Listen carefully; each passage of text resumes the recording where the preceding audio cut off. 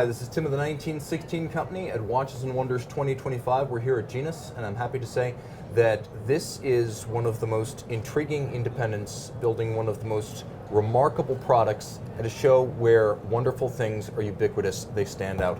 I want to introduce Pamela because we're on a first name basis. She's the managing partner and COO. She's been with the company since the beginning when we first met at Dubai Watch Week 2019. Thank you so much for your time. Thank you for being with us. It's such a thrill to have you back. It's fun to be back because the evolution of the species is something to behold. So let's just talk real quick about the initial variant, what's I guess now being called the Genus 1 Arrows. A watch that is very dynamic and to some a little bit baffling. Talk about how you started with this, and then we'll get to how you kind of pared down the aesthetic with the two. Well, the original watch in the Arrows collection was the one that we entered in the Grand Prix de l'Horlogerie competition in 2019, and we won in the category of exceptional mechanics, and it really was a thrill. It would put Genus on the map for the watchmaking world, and it was a huge thrill for us to win that trophy. So once you've seen one of these in motion, you realize why it would win a mechanical exception prize. Interesting watch on a lot of levels. You can see some of these feature multiply folded Damascus-like patterns in oxidized grade 5 titanium cases that are really, really cool. So we're going to show some overlay of that as you're watching this at home. I do want to ask, is the original model still available? Yes, it is. We do an awful lot of personalization on these watches.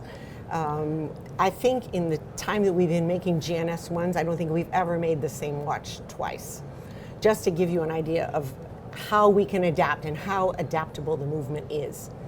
I think that's really exciting because this is, for a lot of movement snobs out there, having a beautifully decorated movement that's made in-house is impressive, but having all of that with solid gold bridges and plates, now that really pops. So this one does have all of those features in tandem.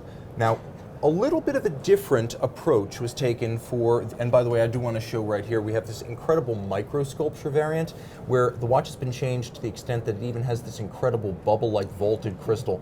So you mentioned that a lot of these are custom or that custom options are available. Right. If I want a micro-sculpted dragon on my watch, can I get that? Yes, you can.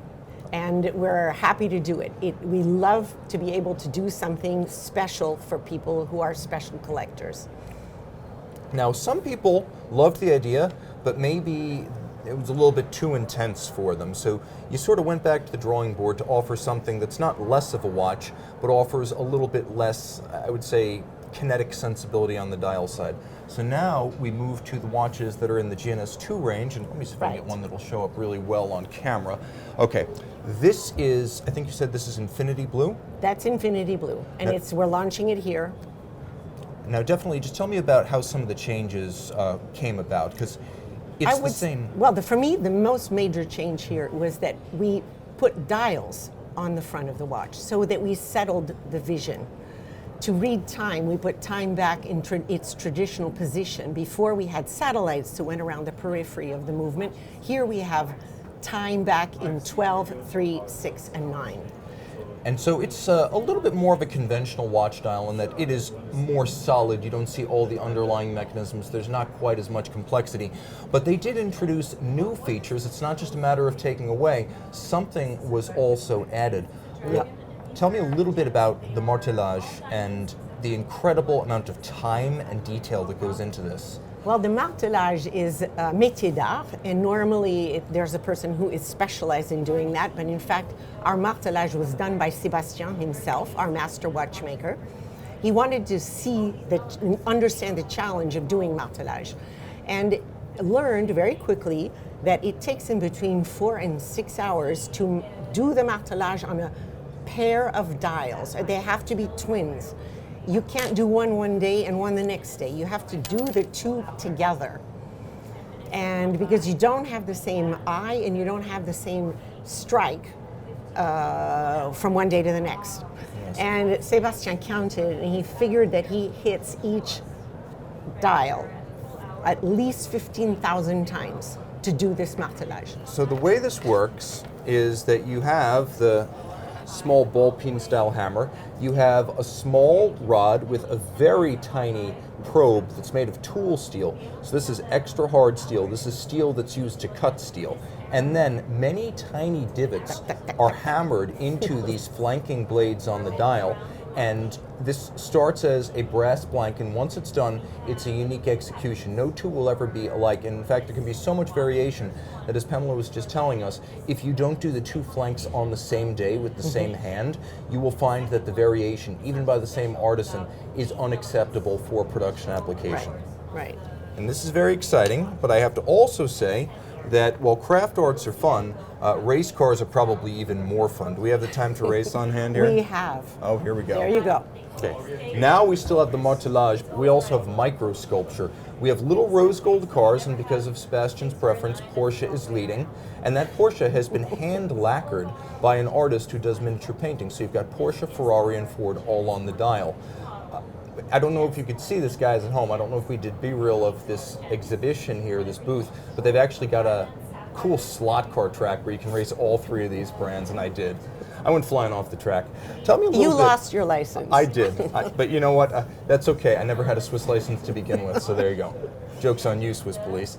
This is a really cool watch. Tell me a little bit about what motorsports means to Sebastian and how he executed this. Well, he's a car guy. He just really loves this epoch of car racing, and that's why he chose the chassis of those three iconic cars to put it on the dial. The lead car is the one with the red stripe, and it is your minute hand. It's the one that's leading the race. The other two are chasers, and they're decorative.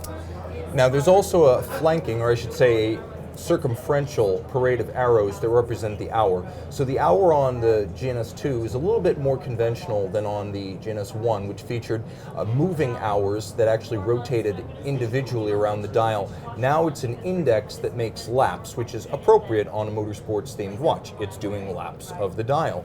The movement now is brass. The finishing quality is exactly the same, but part of the motivation was to create a watch that was a little bit more attainable than the GNS 1, which is still available, but let's just talk about the difference in pricing between the two.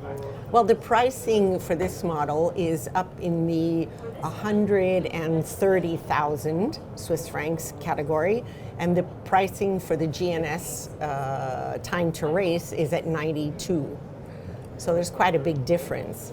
And the Infinity Blue is also in a different category. It's in the 59,000. And that's also part of the second generation. It is. It is. Now these are 43 millimeters, but I encourage you not to really think of them as 43s.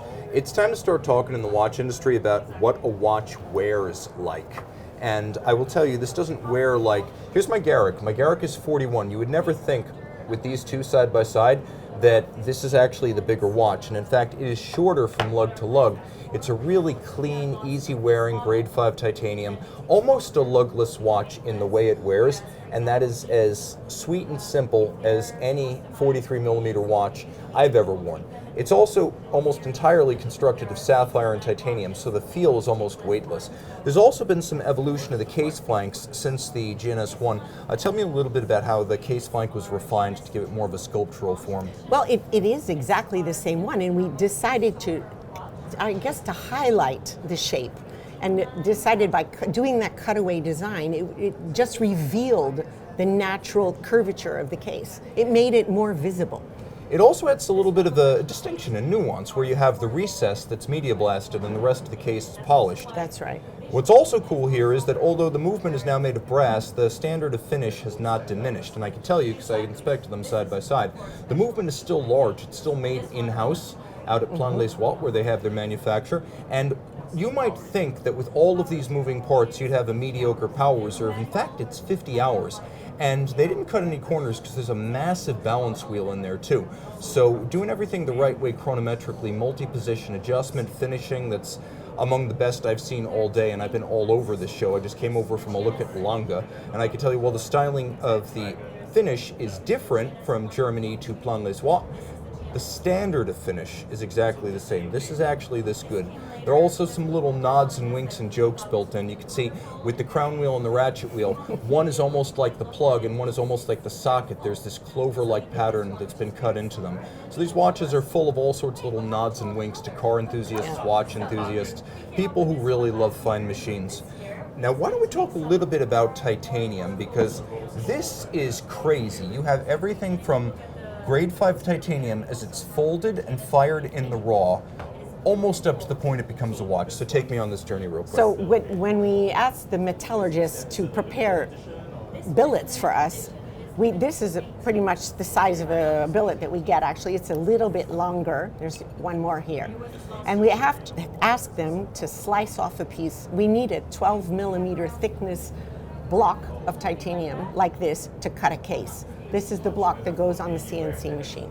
So one of those becomes one of these. One, exactly. You need this to make that.